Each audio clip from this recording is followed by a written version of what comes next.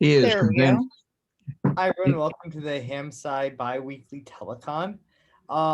Today Christina's going to lead a discussion about the HamSCI contesting league. I guess, this is kind of where some of the intersection of the fun of ham radio intersects with the science. And I think that's really important for us to remember, that we want to do fun things too. So some of the things that we might talk about today may not be necessarily the most scientific way about going about answering a question, and maybe that's okay. Maybe we're looking for a way to incorporate some of the ham radio culture into what we do. So we'll just see where this goes. So I can ask Christina, do you want us to jump right in, or do you want to have people do introductions? We have some, new faces on here, some people who are regulars. What would you like to do? Yeah, well, tell you what, let me give a little overview of the topics I want us to focus on today. And then let's go around and do introductions, and that way we'll get to see everybody, and we'll have a few minutes to think, and then we'll come back to the discussion questions. So for those of you who were not at the HamSCI 2021 workshop where this concept came up, we were talking at that event about ways that we could develop data science campaigns that are also radio sport events. And in particular, we're looking for things that satisfy sort of the requirements on the science side by generating publishable research, but are also interesting things to do with your Radio Shack because they would use the practice and not just tools of amateur radio. So we've done a few events where they're actually not really contests so much as shortwave listening.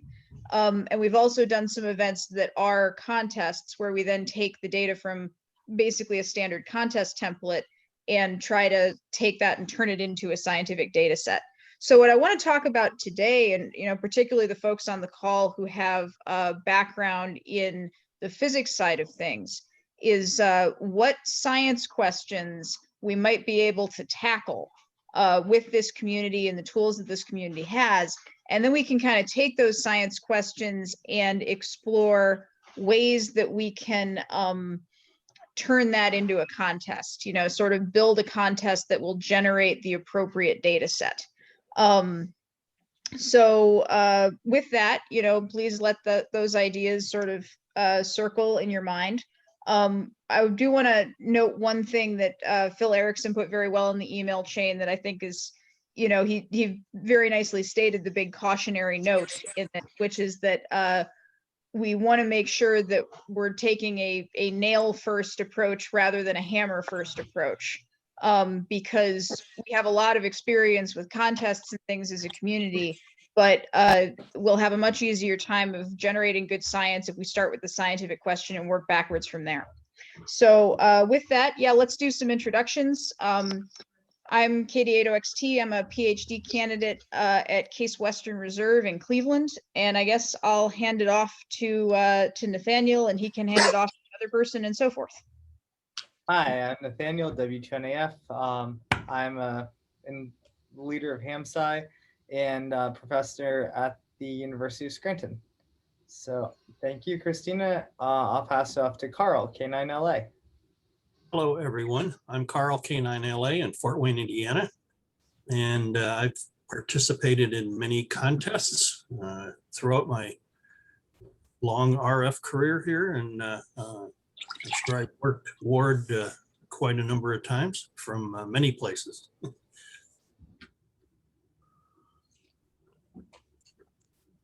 Should I go ahead? Go for it. Okay. Hi, Ward Silver N0AX. And yeah, I was at the HamSCI conference where we were talking about this. I think there are two sides to this coin. One is, are there science questions that we could answer in a contest format? And that's the way Christina posed the question. The other side of it is, what contests are out there that generate interesting data as part of their normal conduct, and how can we get that data? I think the sponsors are usually pretty good about providing data. But for example, VHF contest where the grid square is part of the exchange at 10 gigahertz and up, it's a 6-character grid identifier. So there are some events out there that probably have some scientific value that we could take advantage of without requiring any changes at all. So anyway, that's my thought for the day. How about Gary? Yeah, good afternoon, everyone. Gary, AF8A here. I've been licensed about 44 years. I've been active with HamSCI the last couple, and I am a pretty regular low-band contester. And I'm looking forward to sitting over and mulling the question at hand today. So let's turn it over to Jim, K4BSE. Okay, I'm Jim, K4BSE. I've been hanging around HamSCI for a couple of months now, and trying to lead a operation to provide a help desk for Grape 1 people. And MSEE from University of South Florida, retired, with most of my experience in the RF analog domain. And not a big contester, more interested in the technical side of the hobby. Right, John and I are kind of alike there, I guess. But kind of interested in figuring out what we can do creatively to combine the two. And I'll turn it over, let's see, to, why don't I turn it over to John? Hi, I'm John, N8OBJ. I'm licensed since, let's see, it was in April of '91. I am the lab director at Case Western's undergraduate design lab. My background is analog circuit design, although I've done some ASIC work and had smatterings of digital analog or digital design as well. I've taken on the challenge of designing the Grape 1 and Grape 2 low-cost personal space weather stations. So if you hear bad words being thrown on, it's probably about me. So, keep myself busy with that. Hobbies include, let's see, woodworking, electronics. You can see behind me, that's my downstairs workshop, basement part of it. The other side is the RF side. I also have a 74 Triumph TR6, which I haven't had out in years, but needs to get out some point in time. And also I do a lot of biking and used to do a lot of camping. But anyway, I've spent enough time. It's time to throw it on to somebody else. And Bill AB4EJ, you look right for the picking. Bill, AB4EJ, and I'm a double E from Virginia Tech, been licensed since 1966, and I'm working on providing the software for running the Tangerine, at least this part, the user interface and the heading up the work to collect all the data into a central system. And so I'm pretty active on the air. Just finished up my 5-band DXCC, waiting for I got the first certificate, waiting for the plaque to come on that. But I've also completed another band since then, got over 100 contacts on 30 meters here. So that's an endorsement for that. So I like contesting, used to be involved in a lot of rag chewing and low band HF slow scan TV, but that kind of went dormant because most of the members who are interested in that died. They literally became silent Ps, and so now I'm not there anymore. So, but anyway, just enjoying the working with the group. It's an honor to be a part of such a well-established and very knowledgeable and enthusiastic group. So let's see. Next person who I see Todd up there in the upper right, Todd Christel. Would you like to give your aqua vitae? My bio or whatever. Yeah, 80RR. I'm pretty new ham. I guess I was minted 5 years ago. I got my commercial license back in the early 80s. So I've been doing radio for a little while. Not a big contester, pretty lightweight. However, we got some good contesters in our ham club here, so I was going to try and bring some of this information back to them. And I'm also a lurker on the grape telecon, so I got a little station going here with a SDR and a Bodner GPSDO, and so anyway, I'm kind of more on the technical side too, and I just appreciate being part of this. I think it's pretty exciting. So I guess I'm one of the token citizens of the citizen science part of this. And boy, who do I have such a small screen here. Pierre, I guess you haven't spoken yet? No, I haven't. I'm Pierre Fogel, Victor Echo 3 Kilo Tango Bravo, and co-founder of Victor Yankee Zero Echo Radio Charlie. I was licensed relatively recently in 2000. My day job is most of the time as the manager of the Polar Environment Atmospheric Research Lab. I'm happy to see that picture still shows up on Nathaniel's presentations. So at VY0ERC, we're probably the most northern contesting location you're going to come across. We're right at 80 degrees north, 86.5 west. So we're really always keen to contribute to things like HamSCI, and I've been mostly a lurker to this point. When we're able to get to Nunavut, to the lab there, we are there about 3 months of the year. And that, because the managers, a ham and a contester, tends to match up with the major contests in the fall and the post-Christmas part of the schedule.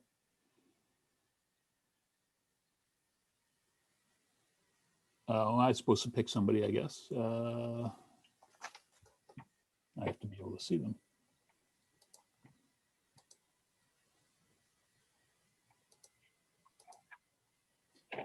How about me? If it is very difficult to pick anyone. Okay, Dev. Yeah, thank you. So I'm Dev Joshi, KC3PVE, licensed recently. I'm working as postdoctoral research associate at the University of Scranton with Professor Nathaniel Frisell. I'm new to the community, and we're working towards in the project personal space weather station project. And we have at the University of Scranton implemented the ionospheric sounding mode in an ETAS N200 software-defined radio, where we have received signals from the ROTH radars, and we have processed those signals, and we have tried to understand the geophysical processes in the upper atmosphere.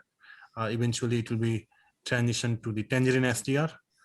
So we're working through the project, and I look forward to being a good member of the community. Thank you. And next, how about Ron? Do you Ron KF7GN? All right, I'll go next. So yeah, it's Ron KF7ZN. I'm an RN, a nurse, still working full time from home, and I started about 6 months ago at the HamSCI, interested in what I could contribute. It'll probably be in a non-technical fashion, but I had a couple of emails with people that were in this group, and they said that that was fine, that I could still contribute. So I'm looking forward to that. Quite active in the hobby, leadership roles in various clubs, and I do presentations on various topics to clubs, and I have enjoyed that, DXing and such as that. I'm actually, while I'm here working, so you'll see me facing away towards my work monitors and computers and taking care of that. So I'm not trying to be rude, but that's why you don't see me being personable and looking right into the camera. So anyway, like I said, if you want to know more, if you're curious, my QRZ page is up, but that's a little bit about me. And when work allows me, I check into this on Thursdays. And let's see, how about if I say this correctly, Con, KE8QW Bravo. Yes. Hello all. My name is Con Tran, KE8QWB. I'm a student at Ohio State University. I just got my license about a couple months ago, so I'm very, very new and still learning things. I've been attending these meetings for about a couple months now. Well, actually, I've been attending the Tangerine meetings on Monday. So, since what is it? I just had my last finals on a couple of days ago, so I'll have some time to do these Thursdays meeting also. And last week I was out in the desert. I tried to set up my radio, found out that I had the wrong connectors, and so I bought the right connectors. I'm in San Jose right now, and next week I'm going back out to the wilderness and trying everything again. So yeah, these meetings are really great. What is it? I learned a lot. I learned a few things, especially like now I just bought the hex antenna based on the conversations you guys made a couple weeks ago. So yeah, I've been having lots of fun. Let me see who's next.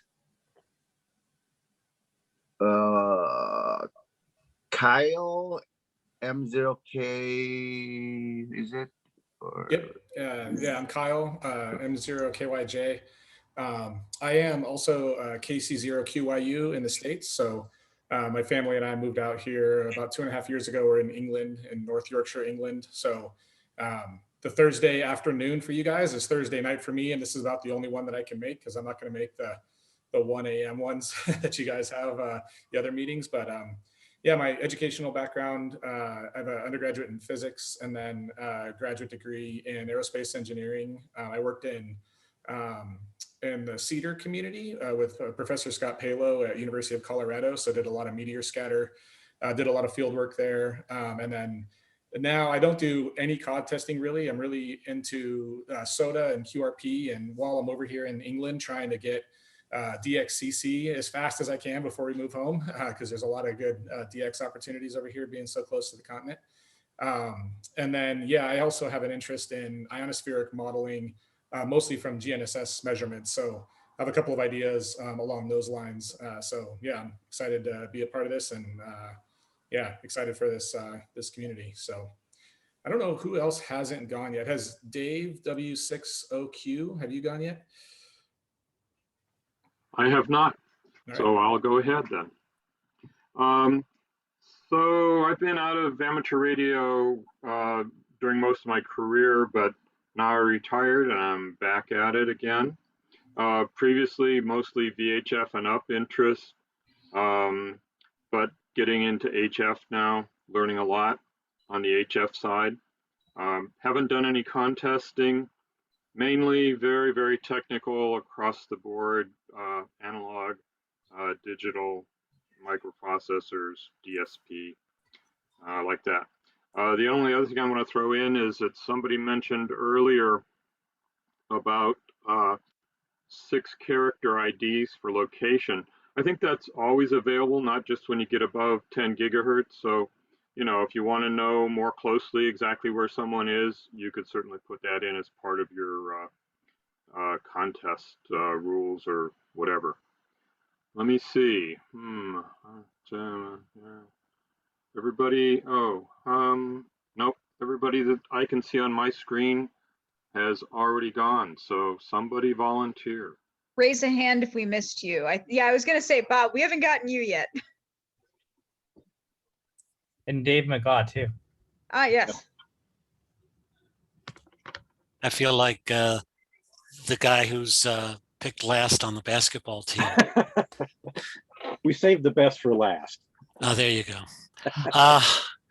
Hello, everyone. I'm Bob, WK2Y. I was licensed back in '71, and like most folks who've been licensed a long time, my activity has come and gone over the years. I'm an active kind of guy. I love to run and swim and be out of doors, and consequently looking forward to doing more SOTA and POTA.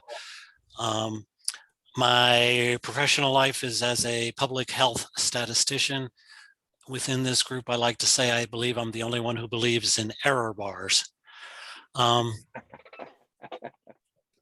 The Let's see, what else? Anything else? No, I'm just looking forward. I love crunching data still, and looking forward to crunching more data for the HamSCI group. Thought I'd be a professional ham radio operator by now, since I formally retired in 2016 and was just about wrapped up when COVID came back, and then got sucked back into a couple of different projects that were rather urgent, and actually for 9N1 land. But those seem to have all settled down. I'm almost afraid to say it lest Murphy hear me, so hopefully getting a little more active in crunching numbers here soon.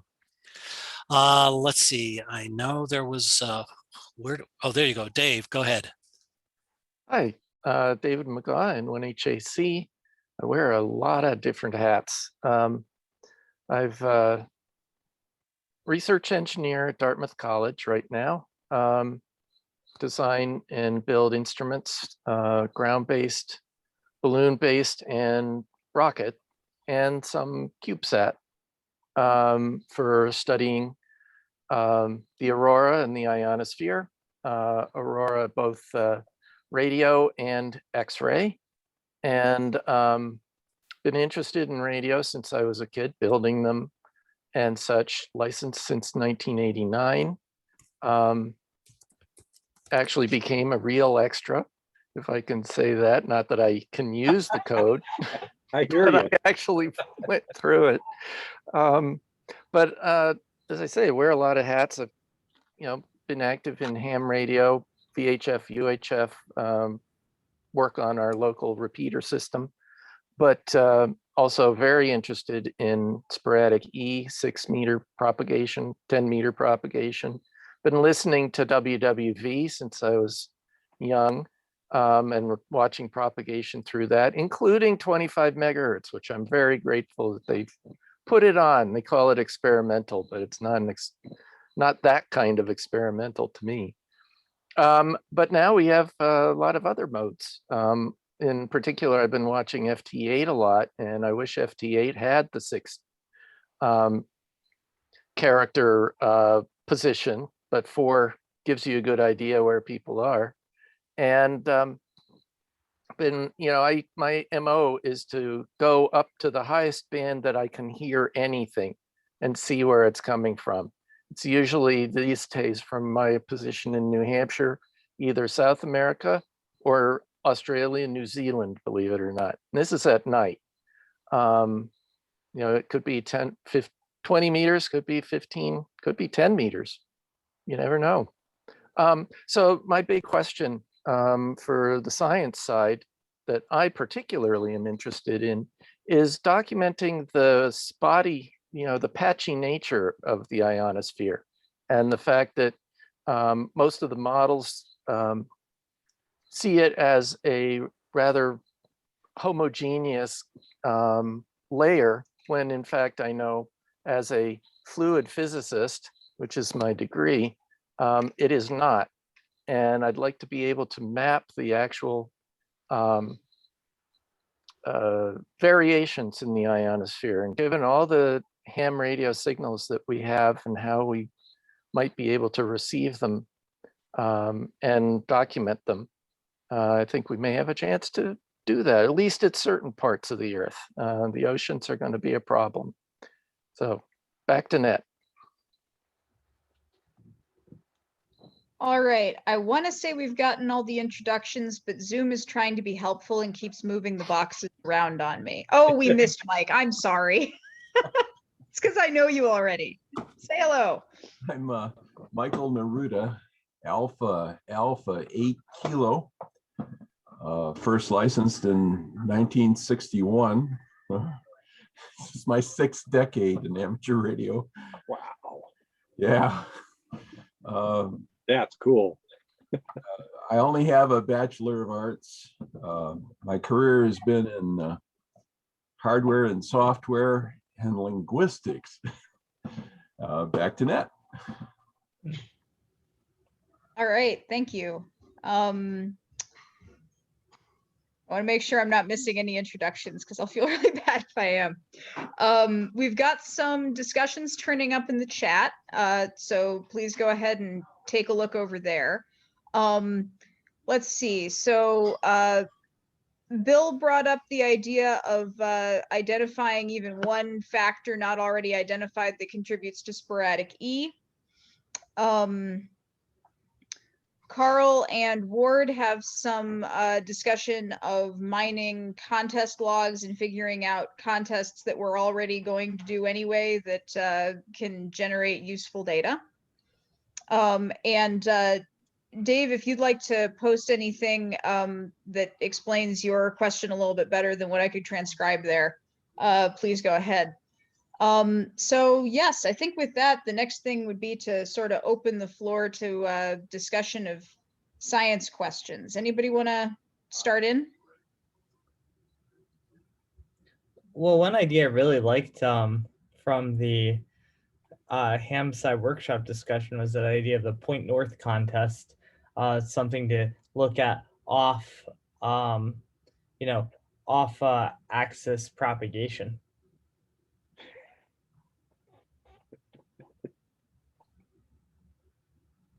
Yeah, that one, I liked that. I was thinking about this earlier, how, my background being in double E, I think of everything in terms of like instrumentation questions and validation. And so that's one that appealed to me. And then another one that appealed to me was sort of the discussion at the beginning of this, which was how might we do an adaptation of the frequency measuring test around ionosons. So those are two that are kind of like gathering a data set where we can figure out some kind of calibrating the meta instrument, if you will. So let me get those ones in there.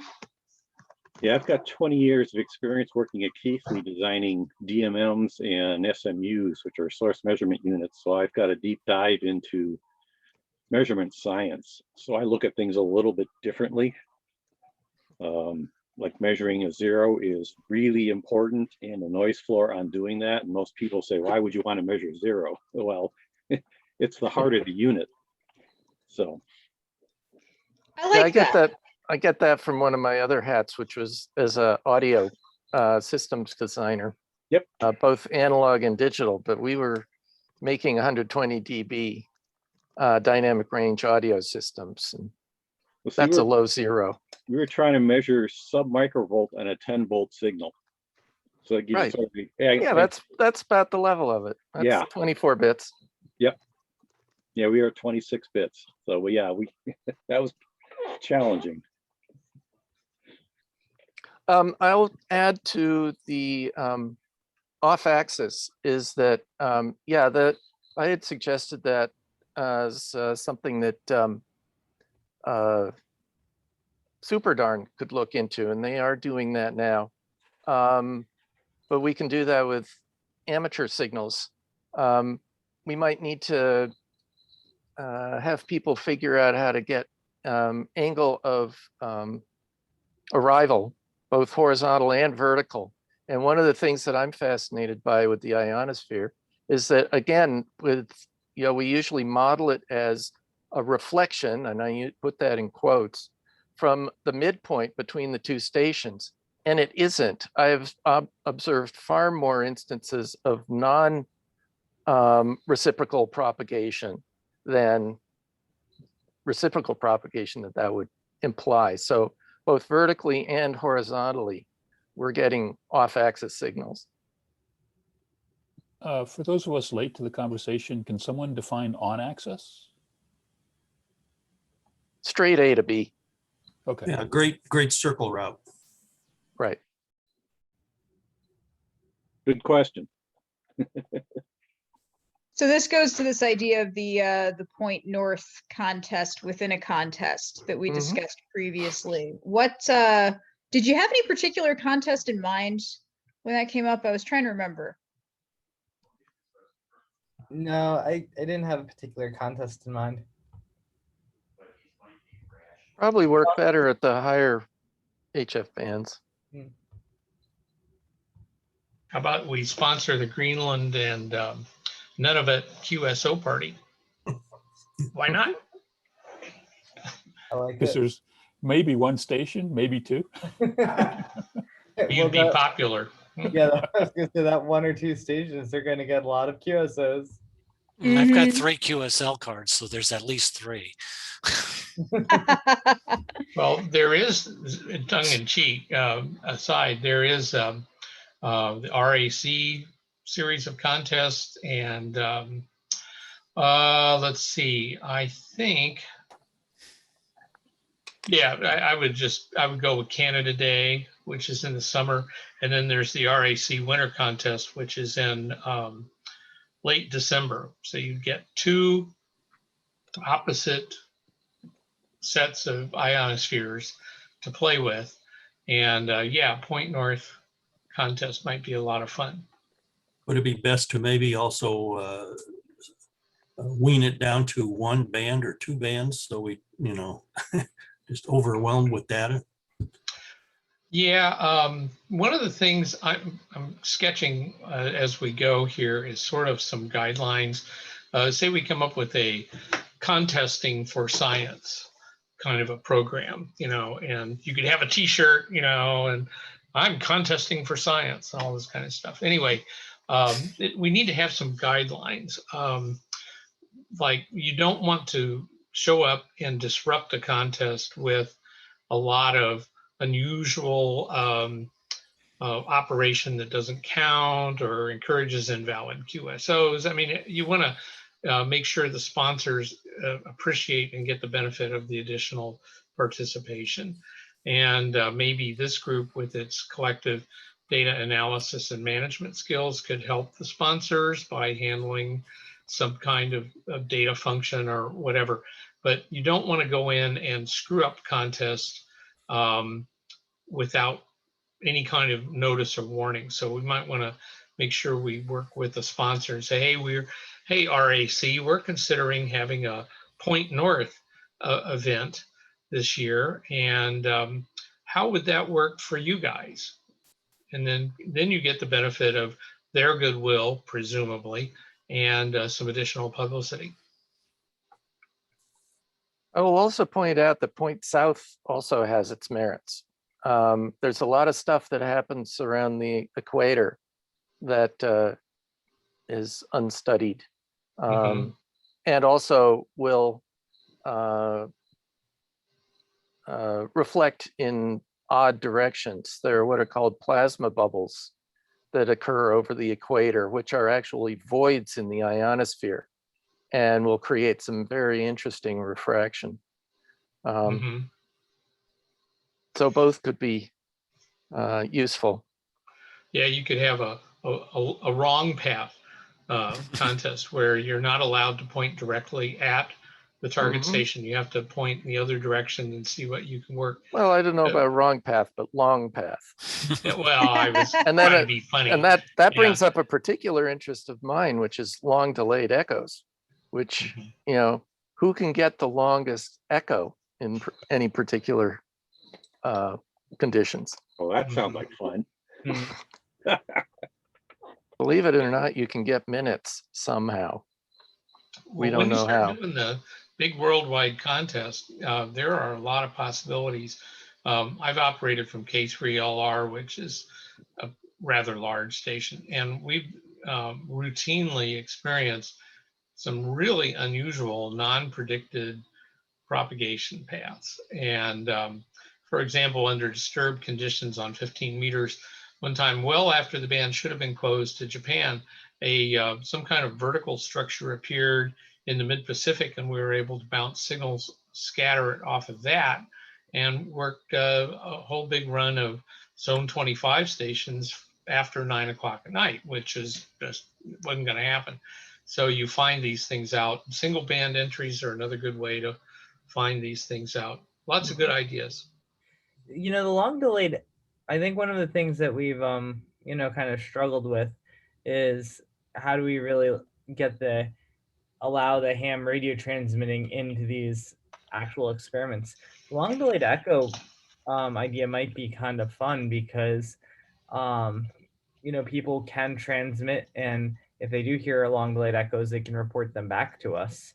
So it may not be a contest situation necessarily, but maybe a way that people can really use their transmitting capabilities and give us useful information.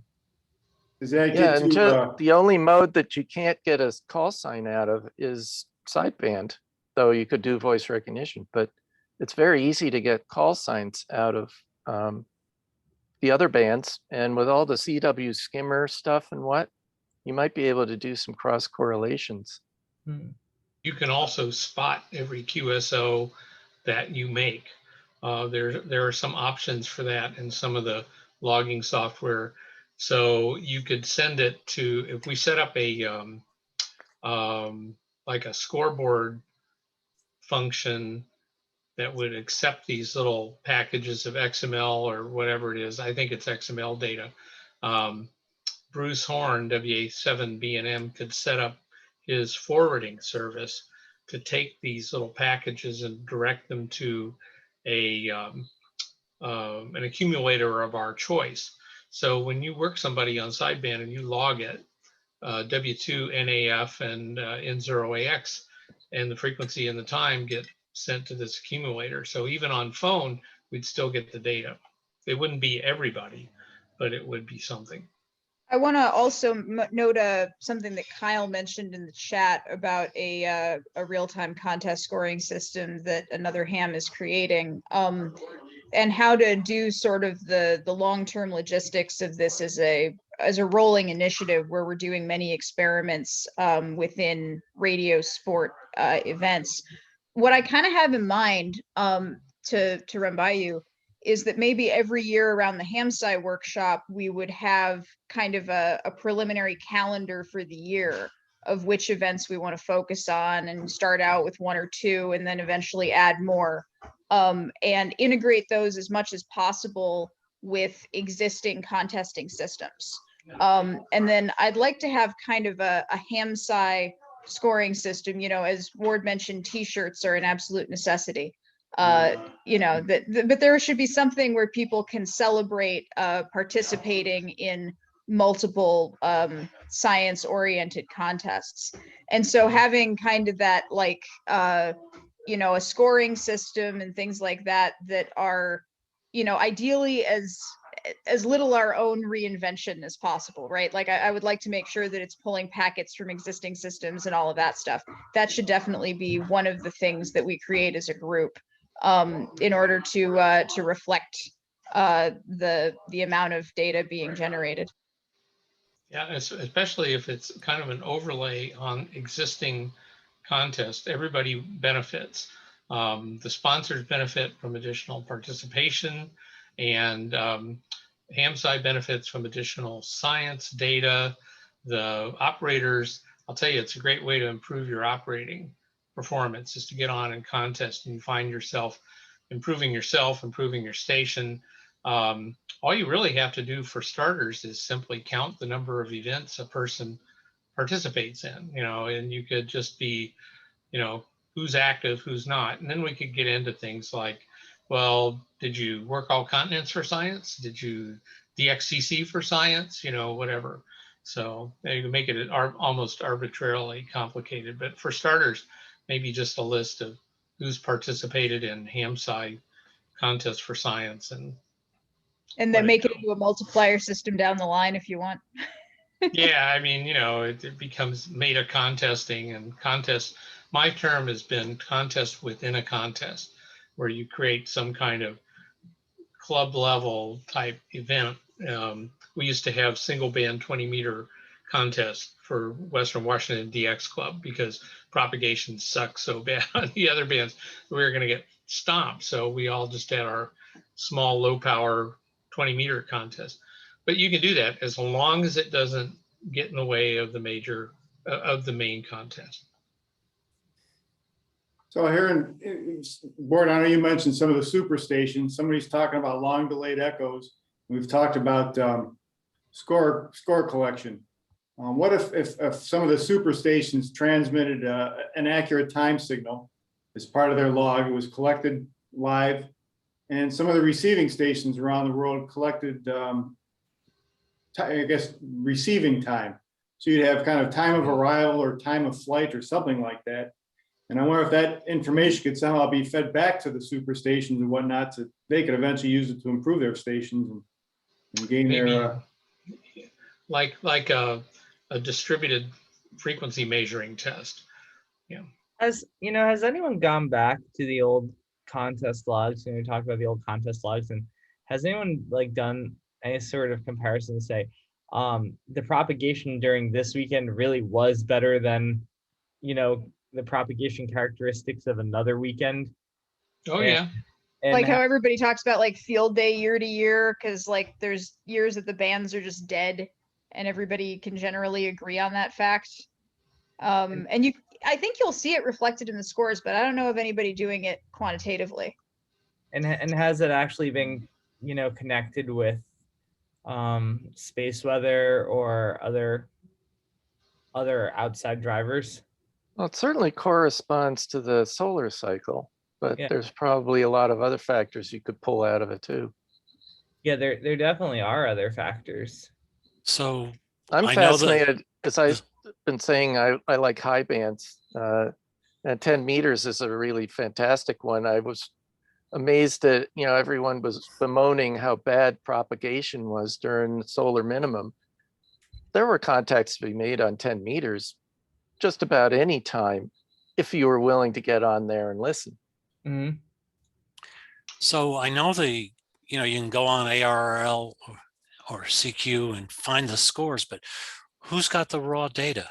The logs are public for CQ contests and are just starting to be public for ARRL and are public for several other contests as well. So you can go scrape them and parse them and download them and parse them, do whatever you want. Is Logbook of the World open to anyone or only to contacts of your own call sign? I have been lobbying for an anonymized data API for a long time. And I kind of get some, yeah, that might be a good idea, but it takes resources. So I suggest that you contact your ARRL directors and suggest that that be evaluated as part of the ongoing planning process for upgrading LOTW. Here's a thought. What if if we came to them with funding in hand, if we came to them and Nathaniel, this is kind of for you too. I mean, if we went to ARRL and says, okay, here's some funding from NASA or NSF for you to do this, it might kind of be a little bit more of a motivation. We would like to have de-anonymized data from their collection as well. It would be a great treasure trove. Problem with I'm trying to think, maybe I'm getting too much into the weeds already, but if you anonymize the LOTW or the EQSL or whatever it might be, I'm wondering how much information is left. I mean, unless we, within a grid,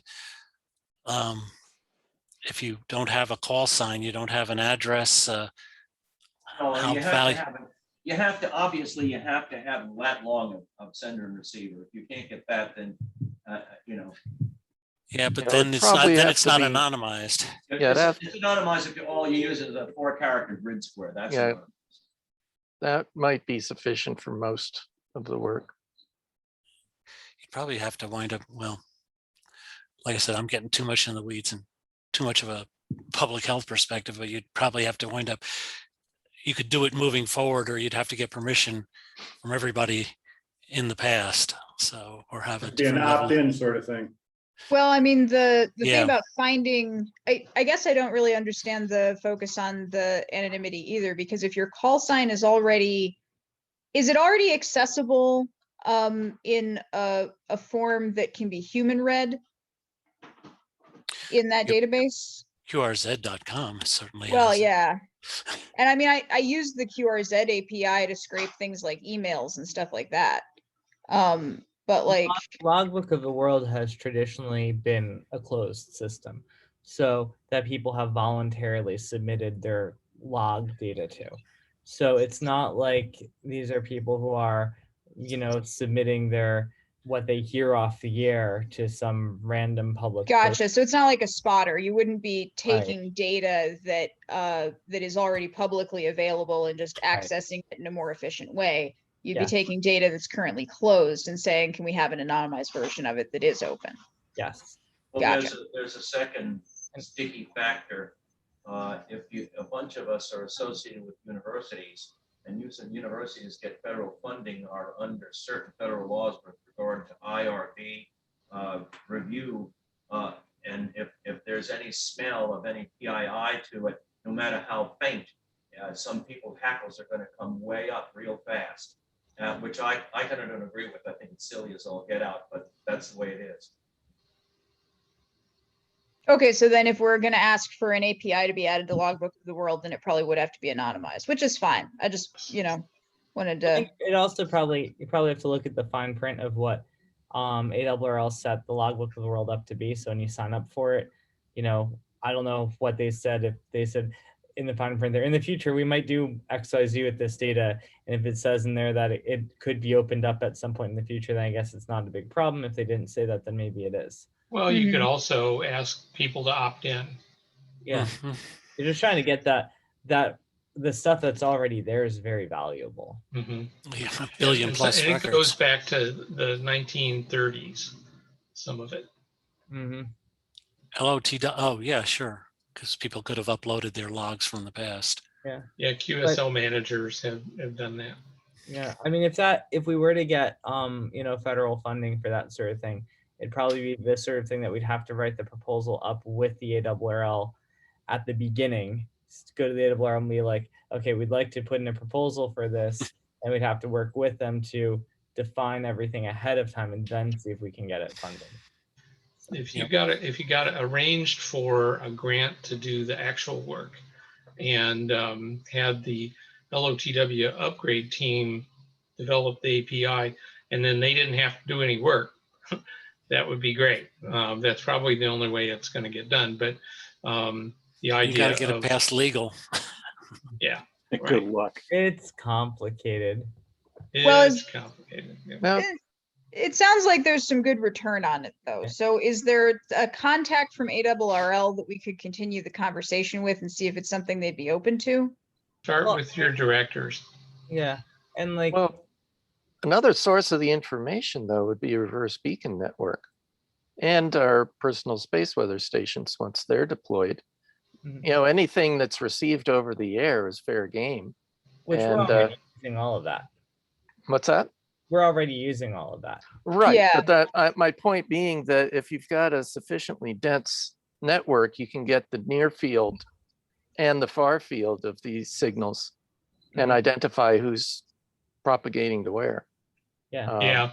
That was, when did that start? I think it was about maybe 10 years ago. So yeah, and it grabs everything, whether the contact is consummated or not.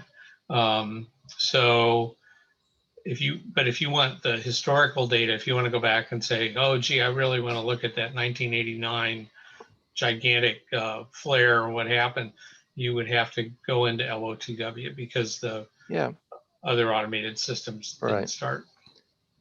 But scientifically, we don't really care if a human received it, as long as we identify it through an existing receiver system. If you've got the existing receiver system, sure. If we go back to the science question for a minute, this is both like a science question and a ham radio question. Has anyone gone through the data sets? Any statisticians, Mr. Gerzoff? Has anyone come up with a way of, really comparing the performance of one contest to another? Coming up with some sort of score for the contest weekend itself and say, this one was better, this one wasn't as good. Here's get the average distance per contact made for a particular contest on a particular band, and then look at how that, relates to the space weather. It certainly is doable. And from a ham radio perspective, it might be interesting, to say, this is what we predict the contest scores are going to be this weekend based on these other things. Yeah, taking that one more step farther, what you could do is have a station or stations receive signal strength from standard beacons at the morning of the contest and get signal levels. That would give you a good indication of what the bands are going to be like. That's probably already available in the whisper data. Can you do that now? Well, you'd have to do it periodically through the day. Band conditions can be Yeah. highly variable. Yeah, I was going to say the band conditions vary from, moment to moment. At any particular location. The question is there a signal in the long-term average? And long-term is a relative term. I mean, in the, space of a half hour, space of 15 minutes, perhaps, or over the entire contest. Is there a signal there? And would the external influences dominate large enough so that you would actually be able to pick out that signal? Now, one of the things that I'll mention that, we're worried about being able to access existing databases, but just as we did during the Eclipse QSO parties, you can get a lot of data just with people submitting their logs. And we could do that for other contests, not just ones set up by HamSCI. Yeah, and also like Christina pointed out, as I put in the chat, there's another ham here that's in charge of the some of the contest recording for UKEICC. I think it's the UK and United Kingdom and Ireland contesting club, and he's designing it so that it services the needs of the club, but then also so that the data can be then used for other scientific applications. And the goal there is everybody submits their logs usually, or there's like an automatic log reporting system and it's automatically adjudicated. There's like a live scoreboard. And then the goal would be like develop this so that it's general enough where other contesting clubs would want to be able to use it just because it provides a service for them.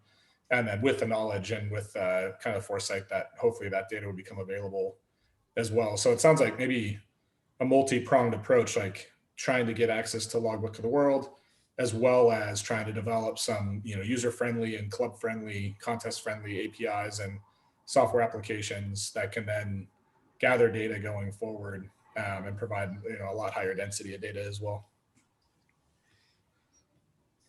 Yeah, I agree that having the ability to have the whole thing come full circle so that it's not just the contesting in service of the science, but ultimately the science gives you benefit for contesting. First of all, it's more efficient fun, which we are all, I think, very fond of. But also, I think that really will improve the level of adoption of anything that we might come up with that might be a system for clubs to buy into. What are some ideas? What do contesters want from the HamSCI community? More contacts. Yeah, how to make more contacts in the same amount of time. Yeah, from more different places.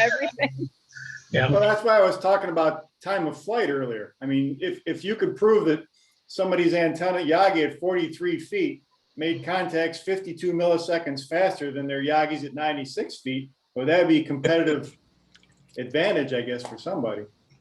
Yeah, I think you're going to wind up dominated by the operator there. You could very well be. Yeah. That sounds like a stock trading system. Yeah. Oh, but people love that sort of thing. I think there is a danger, though, that if we do too many predictive things, that changes the way people then approach the contest. And why show up if the prediction says that contacts aren't going to be there? There's a lot of there's never going to be that good a prediction, so I don't think that's going to, at least not in our lifetime. It doesn't have to be that good. It just has to be believed to be that good, right? Well, it's the problem that you have right now, that you go on, you look at the RBN or you look at the WhisperNet map and you say, oh, this band's open, this band's open, that band's open, and then you don't try any of the other bands. Yeah. And it is one of the issues that you run into with, essentially it's a compressive sensing problem. And your sensing matrix is changing contest to contest and is not, you don't have a a regular distribution of sensors and you don't have an unchanging distribution of sensors, because whether field day this year was good isn't just affected by propagation, right? It's also affected by, like, you know, were people able to get off of work? Was the weather nice and people came out for that? You know, were college Was there radio a pandemic? particularly active? Was there a pandemic, for example? You know, like, did people activate parks? Well, were parks open? You know, so yeah, so there's all kinds of like external factors that affect it. You know, did some news event happen? Like, were the Olympics on? You know, what the movement of people is going to add all of these things. But what I you think do I'll- have in the end is that you did have a contact from point A to point B at time T. And if you can aggregate those, you may be able to still extract useful signal from the noise. But I'm that, thinking a you lot know, of that could be standardized. yeah, exactly. I just thought of one thing, you know, I like, as I mentioned, I like going into up to the band where the contacts are more of a challenge. We could design a contest where that is a multiplier. I like to that. encourage people to get up into the regions where the propagation isn't quite so good. But a lot of times people will find that it actually is there. There Weren't hasn't been using it. anybody on. Yeah, we define when and where, which bands should not have any propagation, and then we hold the weird band contest. Right. Weird Yeah, band well, contest.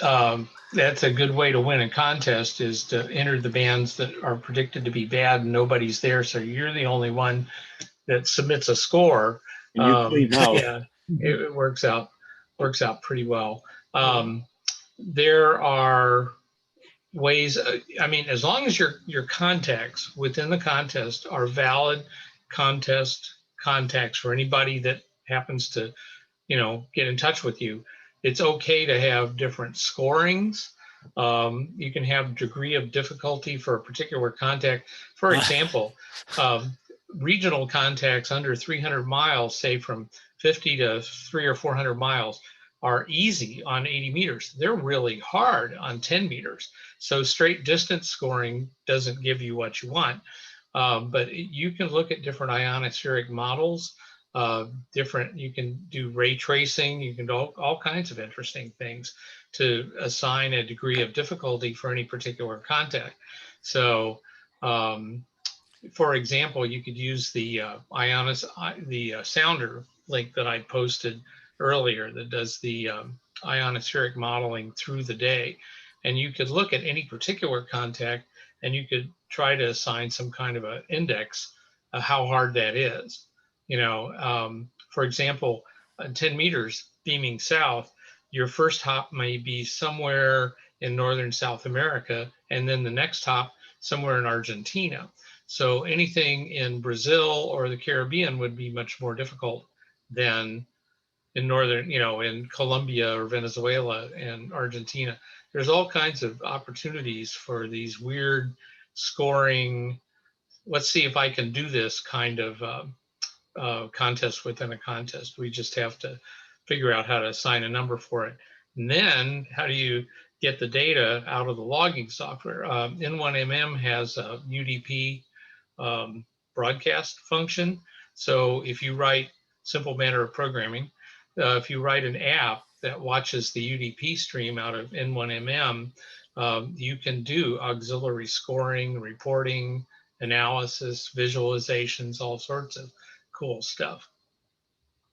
I'm just full of ideas for somebody else to do. I like the idea of degree of difficulty, sort, a multiplier, and so you get a point for the contact and 2 points for the degree of difficulty. If it's an NVIS at a unusual distance, that's ×3. If it's one hop, it's times four or something like that. 2 hops. Plus that's got to change with your geomagnetic location. So Pierre would have, everything would be difficult, whereas from Texas or Florida or Southern California, maybe the degree of difficulty, it would depend on your geomagnetic latitude, and you can make it so incredibly complicated that no one can make any contacts at all.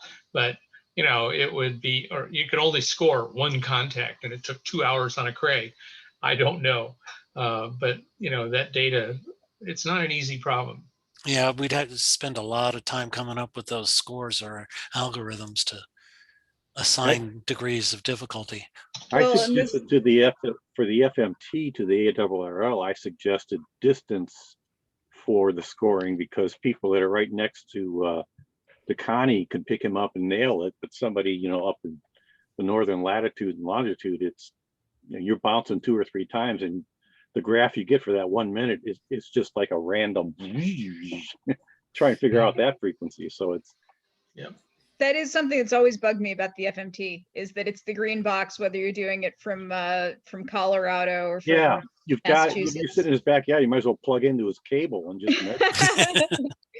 Just don't mind me. Yeah. You know, I mean, this actually, another thought too is, in this discussion is kind of going in that direction, is, you know, instead of just doing things for science and thinking about how ham radio can help science, how can our science help ham radio?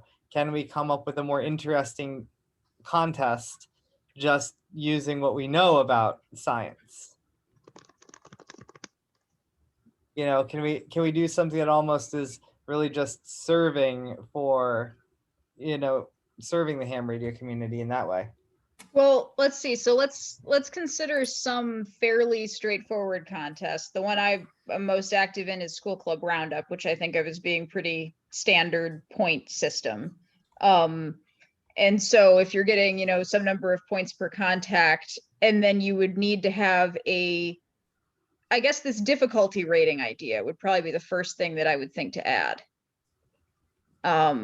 If you have like a ray trace from your point to the next person's point, and then you would make the contact, log the contact, and the system would run the ray trace, tell you how difficult that should have been. Is that what we're thinking? That's kind of like what I'm thinking. Yeah. You could do post-processing on it. It wouldn't have to be done in real time. Yeah, because Yeah. it would turn into a lot, but you know, that would be, you could do that. You know, if the HamSCI offered a service, send us your log and we will tell you things about your log. I mean, we're going to visualize it. We're going to identify really high degree of difficulty contacts. We're going to, you know, do A, B, C, D, and you get back this sort of meta analysis aside from your score in the contest. I think it'd be cool. And you could attract particularly college clubs, you know, that a lot of STEM students and high schools in particular that would be interested in this, you know, contesting for science kind of approach. Where I participated in a study one time where my mom saved up my baby teeth here in St. Louis and sent them in to be analyzed for radioactive fallout, which should explain a lot. But you know, it's the kind of thing like you have fun in the contest, then send in your logs and we'll analyze them for good stuff. Was there I any? think that's a good way to get started.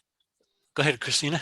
I was just going to ask if there was any radioactive fallout in his baby teeth, but yeah, We know the answer to that.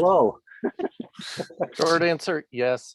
Yes, Yeah, well. right. A Strontium 90. number of us yeah. grew up in that era. Yeah. Yeah, I like that idea. One thing that Nathaniel and I were kind of mentioning in offline chat a little bit ago was this idea of, in sort of the meta gamified point structure of this project, is there a way that we could award points for performing analysis? You know, what would be some ways that we could do that? Because that's a difficult thing to quantify, but we are sort of in that business. You know, should it be something where you can get kind of like some sort of, you know, achievement for developing a tool or Oh, for you've got analyzing a certain number of data like sets? Or... the protein folding thing, you get points for, you know, your computer doing something. Mine is folding proteins right now, and I get a certain number of points. You could do that. Yeah, that's, well, one of the things about that is that like the lending of computing power is one thing, and that's a pretty common, you know, crowdsourced analysis sort of thing. But there's a lot of tasks here that require a certain amount of like actual sort of creative thought. And I'm wondering if there's a way that we can give people a, a recognition in a system for applying that. And given that it is so hard to quantify, I don't really know a good way to do it, but I want to get the idea into the mix that that's something that we might want to consider.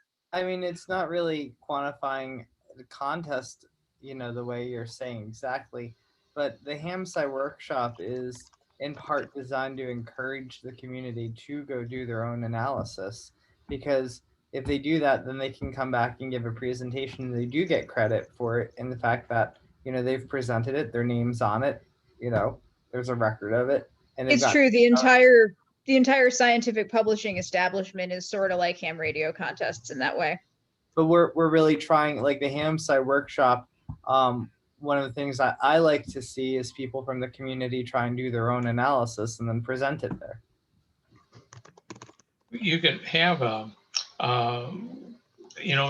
like have a program and say, look, here's a set of logs. Think about it, do some analysis, and tell us how you approached it and what you found. And sort of like have poster sessions. We don't know. We're just speculating right now what people could find in logs. So have a sort of a meta competition, if you will. Say, look, go out there and analyze them, and what do you think? What do you find? What cool metrics are out there? We don't know. It would be kind of interesting, and like to, kind of you do a big contest and you have a debrief looking at your log. Basically, have a whole bunch of people do that.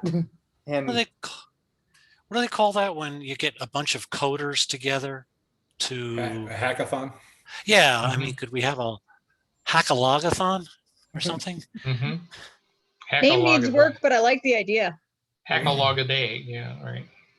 Or like a Kaggle contest, right? Like a data science type of contest where you provide some of the data and have people analyze it and then score their analysis techniques against other data. That's super common now in a lot of different areas.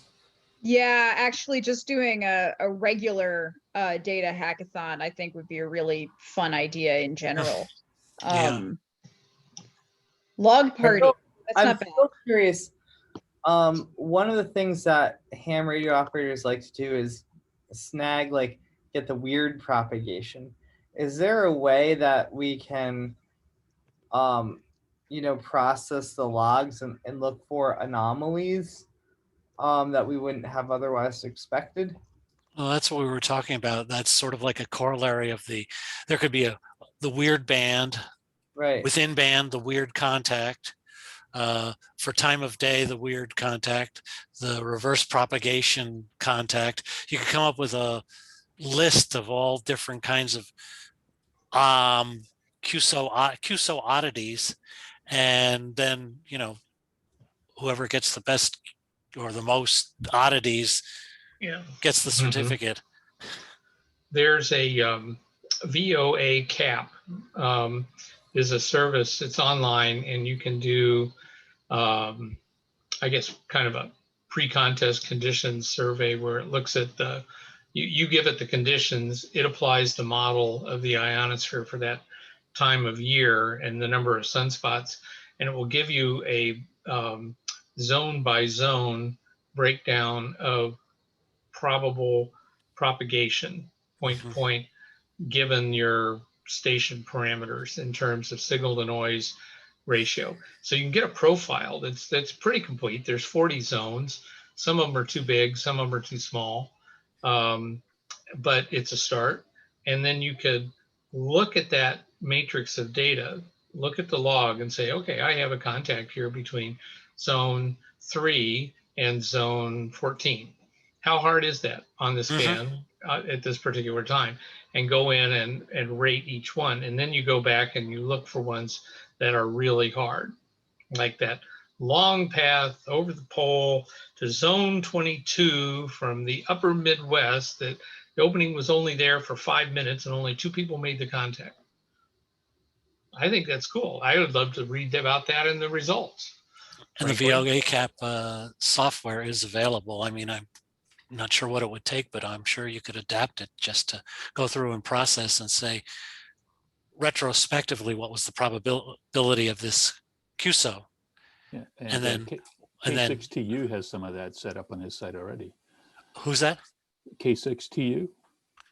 Yeah, Stu, he has some stuff like that. Kind of in the same vein of encouraging the ham community to do their own analysis. I wonder if we start to aggregate these various logs, if we can then make the logs available back to everybody that submitted one. So like you submit your log, then you can also get access to other ones and do analysis on either the contest you were a part of or other contests in order to improve your contesting practice and your art. So it's like you give some data, you get some data, and then that encourages people to analyze it for their own purposes as well. I like the economics of that, but I don't like that it doesn't fit the standards for open access for data sets. That's the one thing that bugs me about it. But Yeah, there might be elements that you could use scientifically that would be open and elements that would be good for contesting that would be closed, I suppose.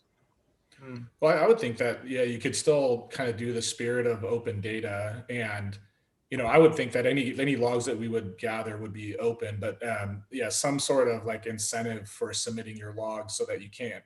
Yeah. Like you're incentivized. So You're not you just have a sitting there reason to taking it everybody all. else's data, right? You're Yep. incentivized to provide some as well. And, there's a bunch of crazy ideas like, blockchain. So you submit your data and you get, and you can process it and stuff like that. But, that's pretty far down the line. But yeah, I agree. Like any data, have it be completely open, but then some sort of like scoreboard of like, this is how many contacts this person submitted or their logger submitted or something like that. So. By the way, I've noticed some discussion about 40-meter satellite contacts. That has been done, though a little bit out of band. The satellite was the moon. And the transmitter was a megawatt from HARP in Alaska, but that's been the done. original satellite. That's the first satellite. I talked to AMSAT about that once, and I said, nobody's ever used this allocation. What's the deal? And they said, well, if you had that long of a wire, it'd be a drag, and so on and so forth. And I said, well, why not use it for deorbiting? When you're ready to bring her down, spool out that wire and transmit low power CW beacon on 40 meters until you burn up. So you can actually do it with a small magnetic loop much more effectively than a dipole. Yeah. Resonant loop would do it. We should do it. I agree. Someone should do it. Someone should definitely do it. Yes. Someone should That's belt show it. of hands. Well, we're working on a CubeSat that's a receiver system with HF loops. We should just put a transmitter on it. Yep. You can name it Sputnik. That would be RVIS, really vertical incident skyway. Right. Okay. You got to have funny acronyms. Yes, you do. That is also definitely mandatory. So I'm, as is, kind of becoming a habit here, and I don't think it's a bad thing. We sort of start with one discussion topic and we come up on another one that's also quite interesting, because it sounds like we sort of have this idea of, contest within a contest that needs to be explored and what we could do in terms of holding events and in terms of data collection. And then we've also got this idea of leveraging existing contest logs. I think a good way to go about that second question would be to host maybe an online hackathon or something, and do a couple of days and invite people from the data science community and say, okay, here's a list of databases that are available. Let's take a couple days and mine them, and then come back and see what we get. And and what are some questions that we would want to explore, and but to kind of bring in folks who are interested in that side of it and dive in. I do want to talk a bit about the options for contesting, though, because I think that there is value as well in having events yet to come that are kind of specific to things that we're doing. Is there anything in particular that we would want to start with? Do we want to try organizing this Point North contest in 2022 or something like that? Do you think that that would be a thing of interest to have like some HamSCI specific events starting up? I think it could be interesting. So I might start putting together a list of things for that and bringing in some folks from the like I'd like to see if Tim Duffy would be interested in maybe. Yeah, I'm curious, and maybe Carl would know this, like what sort of things do we already know about this particular idea? Already know about what? Sorry. What do we already know about like doing a Point North contest? Like, is there any previous work that's been done like this? Not that I'm aware of. You know, there has been, really the solar eclipse QSO party is kind of the gold standard here.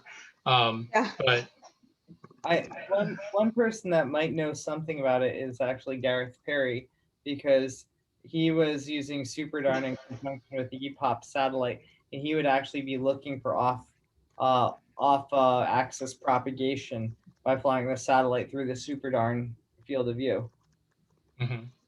Now, the guys that do Point North all the time are VHF, UHF DXers. If you get an Aurora, you point north. Yep. If you're talking about HF though, just start talking to the RAC committee that handles the contest and say, look, we're thinking about increasing your participation by overlaying a Point North theme on your contest for scientifically minded people down here to the south. And would this cause you any heartburn? Just see what they have to say. Does RAC stand for Radio Astronomy Club? No, I'm sorry, Radio Amateurs of Canada. Oh, okay. I was not following that. If we do a Point North and we want it to be, and we want to tie it into the Aurora at all, if you do it in the spring or the fall at the equinoxes, that's when you have the most auroral activity. Yeah, but that's not when the RAC contests are. They're in July and December. Now, if you wanted to do it at a geomagnetically interesting time, you probably have to either use WPX single sideband, which is at the end of March, or let's see, maybe WAE is near the September equinox. So's California QSO party, but they're not north. So yeah, you don't want to disrupt an existing contest too much. Can I do an informal poll of people here? How many people know what the winter ionospheric anomaly is? It's cold.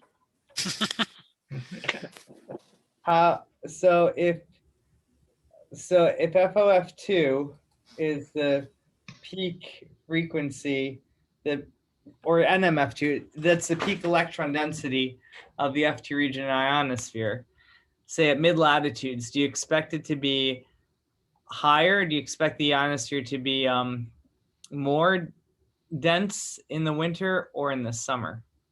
I expect it to be more dense in the winter. Is that a trick question? Would be northern versus southern hemisphere be different? It could be. Who's summer, who's winter? Yeah. Well, winter is less dense, less ultraviolet. Yeah. So you're voting for winter? Winter is less dense. I think I'm in the winter camp.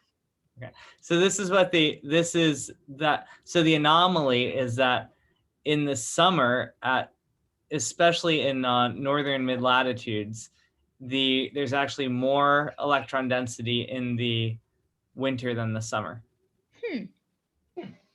And that is because of the neutral atmospheric composition. and how that relates to the ionization and recombination rates at that particular, at the F2 region altitudes. Wow.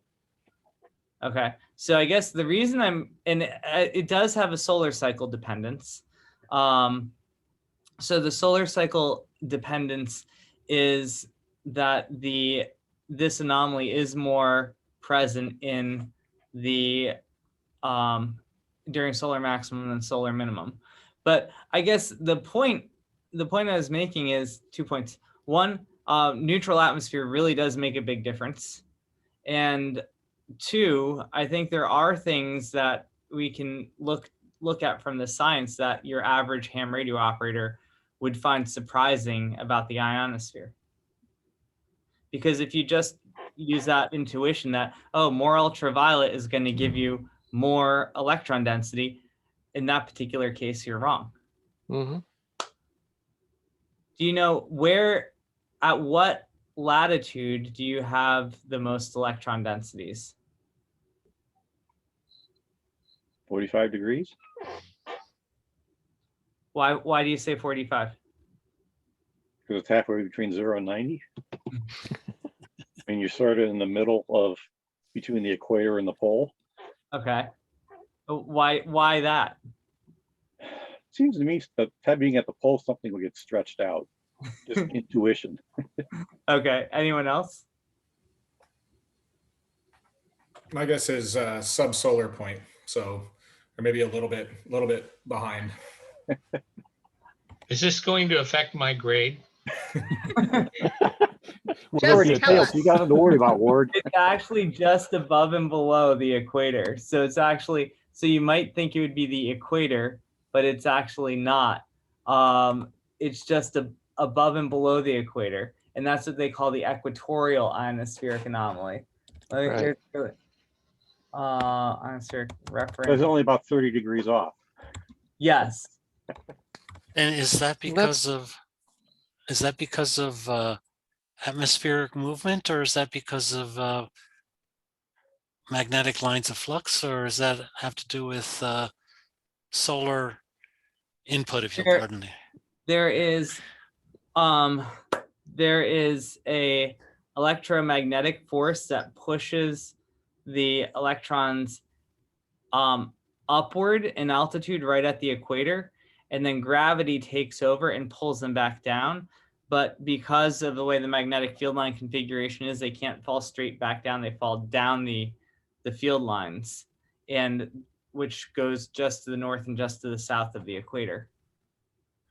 Say something about the equatorial electrojet. Is that what you're talking about? It is related. I'm trying to get a picture of. Now, is that because you have the maximum velocity of spin of the Earth there, sort of, moving the atmosphere?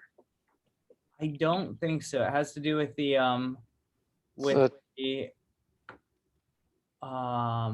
yeah, here you can see it. Well, it's a V cross B force, right? Yes, it's an E cross B force. So here's the magnetic equator, and so you can see on the day side you have the highest densities both above and below the magnetic equator. Wow.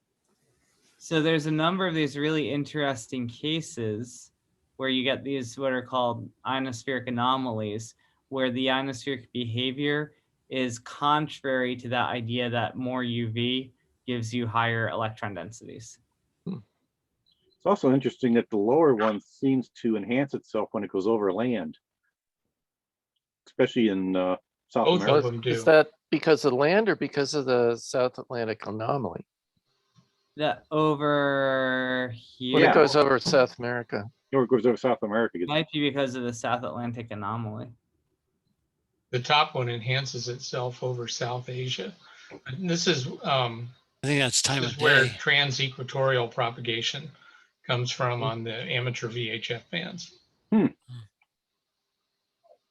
if you're fortunate, you can do a sporadic E-hop down into the Caribbean and then hitch a ride on TEP across into South America. That's always fun. So like a double bank shot. Wow. I have a beginner question. How is that measured? What is it? What instruments are used to measure that? So this is coming from a model called the International Reference Ionosphere. And this is an empirical model that incorporates measurements from many different instruments. I believe, I don't know the exact list, but I believe it includes ionosondes, incoherent scatter radars, possibly in situ satellites, and probably things like GPS total electron content.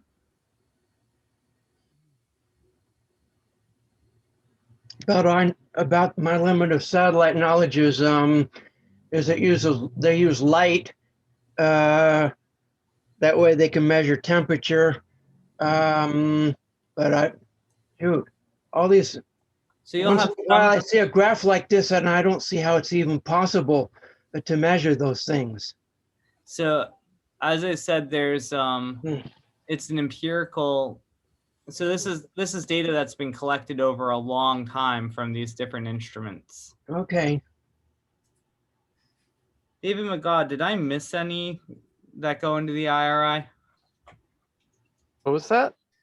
Did I miss any instruments that go into the IRI? I haven't I looked don't know. closely enough to remember exactly what goes into the IRI. I think it's plasmaware, frankly. International. It's what? Plasmaware. Like Plasma. vaporware. Oh, But with plasma. Oh, this is the description of it. Here you go. The major data sources for the IRI include the incoherent scatter radars, which includes the ones at Hikamarka, Arecibo, Millstone Hill, Malvern, St. Santon. It doesn't include, oh, okay. Those are the more southerly ones. Yeah. So that's the webpage to look at, irimodel.org, I guess. Yep. Yep. Yeah, that doesn't include Sonderstrom or Poker. They don't list it here, but it may still be. They may still be in there. This just says the major data sources. Right. So yeah, but definitely. But they're definitely they're ionosondes. very far north. Maybe they don't put that into the model. So as ionosondes, incoherent scatter radars, topside sounders. So these are satellites that look down at Earth and are like ionosondes pointing down at Earth. Right. And then in situ measurements. So satellites are actually flying through the ionosphere, and also rockets that are flying through the ionosphere.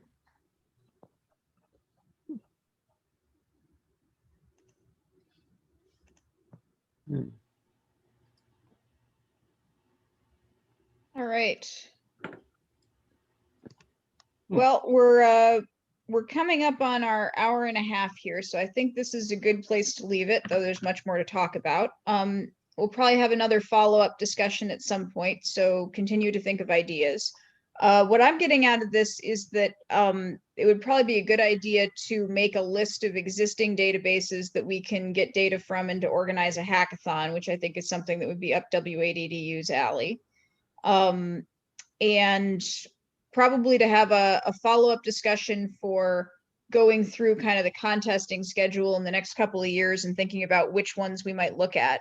I still do want to collect science questions and think about what we could get from the perspective less of, what's a I have one for contest.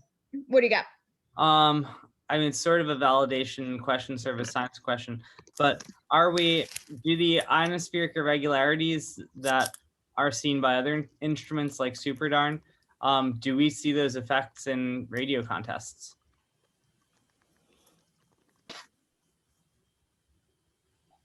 That is an excellent one to do. I think you should. Yeah. Yeah, I like that one a lot.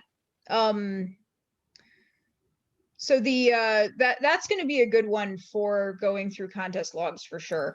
And I think that those ones will be a really good start for any sort of like data review of things, which would probably be a good starting point for anything that we might organize as a standalone event. Because if we're already pulling from, you know, RBN, and we've already got scripts to do that, and then once we get to the point where we're pulling from other logging programs, we'll be able to reuse all of that code as well.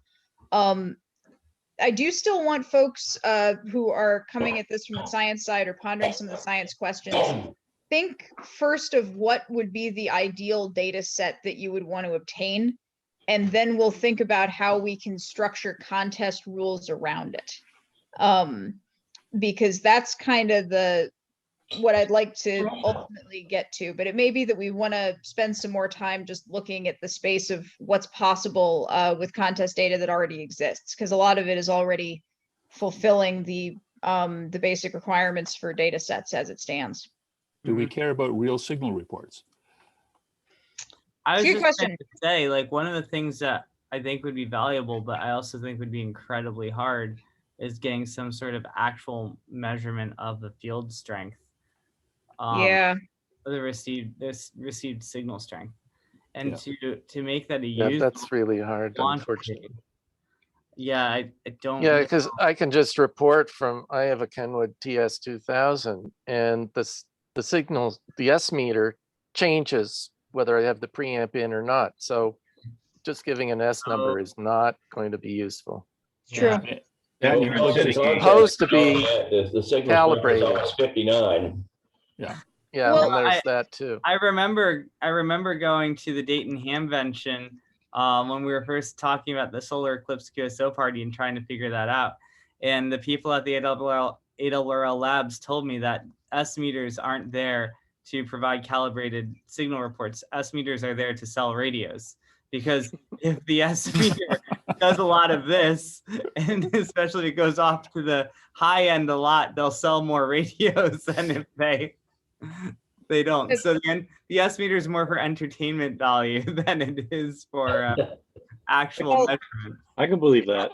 Well, John, you worked on the electrometer at Keithley, and I believe that if you were to go by the marketing numbers, its primary purpose is probably to look for thetans. So. For what? For thetans in Scientology, they're using your Oh, electrometer. yes. That's what the e-meter is. Joe Keithley had a story about that. It's a debadged Keithley electrometer, and it has no relevance, but the human mind cannot resist a springy needle on a display. Well, the thing is when this guy approached Joe Keithley Sr. with this meter, Joe immediately discovered that the meter was unstable in the positive region. So it had too much gain and was unstable. And he was just taking advantage of being able to perturb it just right to get what he wanted. It wasn't anything that was useful. I mean, it oscillated. And Joe immediately just said no. And the guy was just totally disappointed that he didn't fall into this great philosophy that he could read all this Scientology crap. Yeah, it was interesting. My HPSDR is calibrated. I put a known source on the input, and I can read relative signal strength. But right, of course, my antenna is different. Right. Exactly. The antenna is a big part of the game plan. Variables. And someone suggested the idea earlier of having a calibration signal like at the start of a contest period. Is there a way that we could take things that are already being reported and make them more useful by doing that? Because that would be a very easy addition to the contest, right? You do the contest, but get an extra X points with us by just reporting this number at the beginning so that we can then use your information after. Yeah. It would have to be near field to be accurate. It has to be close because Ionospheric will screw that up. Yeah, it's true. So he had something simple that you could create out of something scrap parts in the basement. You put a 1-volt signal on this piece of wire at this distance. What do you measure? Something like that. Something simple. Because you got to be able to account for the internal noise. Right. Receiver. It'd be interesting. I don't know if it'd be interesting if you could convince the radio manufacturers to have, at least through computer aided tuning, report some measure of the signal strength high enough up the receive chain so that it's before the AGC. Right. Or just One being thing- able to shut off the AGC. What's Just that? to throw an idea out for the group is that we might want to come up with a cheap calibrator that would put out a signal on each of the ham bands at a known signal level or some switched levels. Who else that we has could a- Craft already have has people a. put into their receiver. Who else to has a calibrate. Flex? Isn't that what, I mean, Flex has this whole series of videos on what the S meter means and how it doesn't mean anything, and then what it is relative to what the meter reading is relative to the noise floor, and you can get the noise floor reading and the signal in relative to the noise floor off of a Flex. That John's nodding his head. I'm correct about that, right? Yeah. So there's a bunch of, go to the Flex community, and I think you could probably get pretty well calibrated readings. And there's another dangerous thing on their antenna. that makes Yeah, it a big does. difference too. Yeah. Yeah, but you could do relatives. But yeah, Pierre has a good idea that FT8 does give you a signal strength level that's independent of the operator. It is somewhat dependent on the radio, but it's more a signal to noise measurement that actually would be useful. Yeah, I don't think a contester is ever going to take the trouble to give you a real signal report, unfortunately. They're too busy trying to make contacts. 599. Oh, but again, that's why you've got to have some type of point structure for it, because I think that's what sort of determines whether they'll do things. I think that's what I also think. It'd almost be nicer if you could have a computer-aided tuning system set up so that the radio's constantly measuring something off the S meter, and then it spits a value out over computer-aided tuning, and then N1MM just logs it as a contest, entry. Yeah. So that it's not operator not in the loop. Yeah. This is going to take some brainstorming on another day, but it's a very good idea to see if we can get people to calibrate their receiver systems. All right. I'm all for contributing to that. Yeah. All right. Well, let's leave it there. Thanks everyone for your time. 7-3. Nathaniel, would you, when you archive the Zoom, because I know you did it on YouTube, can you make sure the chat is archived as well? Yeah, I can just email you the chat. Awesome. Thanks. Okay. Thanks, everybody. Take care. Bye-bye. Stay healthy, y'all. You too. 73. 73.